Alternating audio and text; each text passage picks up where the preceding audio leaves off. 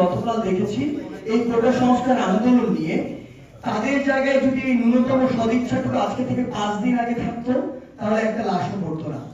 এই দায় কখনো এই সরকার এড়াতে পারে না। দ্বিতীয়ত, আইন শৃঙ্খলা রক্ষাকারী বাহিনীর প্রতিনিধি আমাদের এখানে এই রুমে কিছু রয়েছে, তারা শাহবাগেও ছিলেন, তারা দেখেছেন আমরা শাহবাগে যে 10-11 জন ছিলাম কোনোদিন একটা গাড়ি ঘোড়া স্পর্শ পর্যন্ত করিনি। সেখানে যখন আজকে ঢাকা শহরে বিভিন্ন ভাবে উস্কানি দিয়ে হোক অন্য কারো অপচেষ্টায় হোক যখন এই ধ্বংসযজ্ঞগুলো চলেছে তখন আসলে দায় করা হয় আমাদের ব্যানারটিকে। যখন আমরা শাহবাগে বারবার আহ্বান জানিয়েছি যে আপনারা আমাদেরকে এই আহ্বানটুকু করুন, বসার স্কোপটুকু করে দিন, বিভিন্ন অংশীদারের সমন্বয়ে আলোচনা করে আমরা এই কোটার একটি যৌক্তিক সংস্কার চাই, তখন আমাদের কথা শোনা হয়নি। আমরা আমাদের জায়গা থেকে কি বলতে চাই যে বাংলাদেশ আসলে যাচ্ছে সামনের দিকে, অন্তত এখান থেকে অনেক কিছু শিক্ষা নেওয়ার আমাদের রয়েছে। যেটি যৌক্তিক, যেটি প্রাণের দাবি ছিল পুরো বাংলাদেশে, সেই দাবিকে আপনারা বিলম্বিত করে, সেই দাবিকে ভাঙচুরে আপনারা পরিণত করে, সেই দাবিকে মেনে নিতে গিয়ে 300-400 কিংবা নাম না জানা অজানা অসংখ্য মানুষের লাশ ফেলে দিয়ে আজকে আপনি ঠিকই সেই দাবিটি পূরণ করতে যাচ্ছেন। কিন্তু এই যে ক্ষতিগুলো হয়ে গিয়েছে বাংলাদেশের অসংখ্য পরিবারের, এগুলো আসলে কখনো পূরণ করা সম্ভব নয়। তাই আপনাদের মাধ্যমে এটুকু জানাতে চাই যে বাংলাদেশ সরকার থেকে শুরু করে আগামীতে যারা এই বাংলাদেশের নেতৃত্বে থাকবে তারা যেন ওই দাবিটুকু গুরুত্বটুকু অনুধাবন করার তাদের সামর্থ্যটুকু থাকে।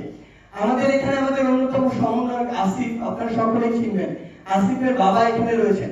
একজন বাবা সন্তানের খোঁজে বাংলাদেশের বিভিন্ন হসপিটালের মর্গে যাচ্ছে, এর চেয়ে বেদনাদায়ক ন্যাক্কারজনক ঘটনা আর কিছু হতে পারে না। আসলে এগুলো সৃষ্টি হয়েছে কিভাবে, এগুলো আমাদের ভাবতে হবে। আমাদের সাইড রংপুরে সে নিরস্ত্র ভাবে খালি গায়ে হাত পেতে বুক পেতে দাঁড়িয়ে আছে, তাকে রাবার বুলেট দিয়ে গুলি করে হত্যা করা হয়েছে। আপনারা একবার চিন্তা করুন তাহলে কতগুলো রাবার বুলেট তার গায়ে আঘাত করেছে।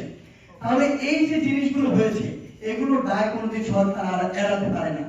আজকে সরকারের নীতি নির্ধারক মহলের বিভিন্ন মন্ত্রী যেভাবে সংবেদনশীল বক্তব্য দিচ্ছে, এমন একটি বক্তব্যের প্রত্যাশা আমরা শাহবাগে 10 দিন ছিলাম, কিন্তু তখন তারা আমাদেরকে বিভিন্ন ত্যাগ দিয়েছে। তো এই জায়গাগুলো আসলে এখন সরকারের জায়গা থেকে যত কিছুই বলা হোক না কেন, এটা কখনো এই পর্যন্ত আসার কথা ছিল না। সেই জায়গা থেকে আমরা আমাদের যদি কর্মসূচির কথা বলি, আমরা 2 দিনের একটি আলটিমেটাম দিয়েছিলাম আমাদের 4টি জরুরি দাবি জানিয়ে। আমি স্পষ্ট করি, আমাদের একটি মূল দাবি ছিল কোটা সংস্কার নিয়ে, যেটি নিয়ে আমরা প্রজ্ঞাপন দেখেছি।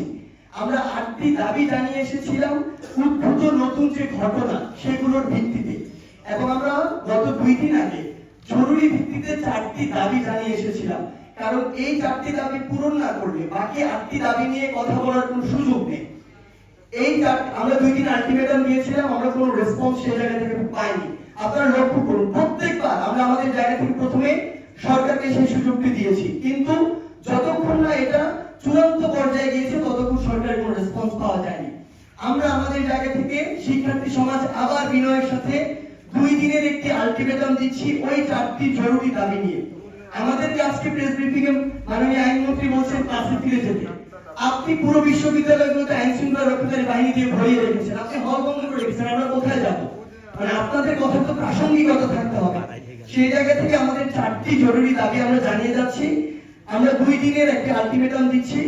আমরা চাই বৃহস্পতিবারের মধ্যে বিশ্ববিদ্যালয় প্রশাসনের সাথে সরকারের পক্ষ থেকে কথা বলে সেই পরিবেশটি তৈরি করা হোক, এবং আমরা সকলে যেন শুক্রবারে বাংলাদেশের সকল ক্যাম্পাসে আমরা শিক্ষার্থীরা ফিরে যেতে পারি। শিক্ষার্থীরা যদি ক্যাম্পাসে ফিরতে না পারি তাহলে ওই একাডেমিক পরিবেশ ফিরে আনার গল্প বলে এগুলো শুধু গাল গল্প হিসেবে থেকে যাবে, কোনো লাভ নেই। সেই জায়গা থেকে আমাদের 4টি জরুরি দাবি আমরা আবার উল্লেখ করছি। 1,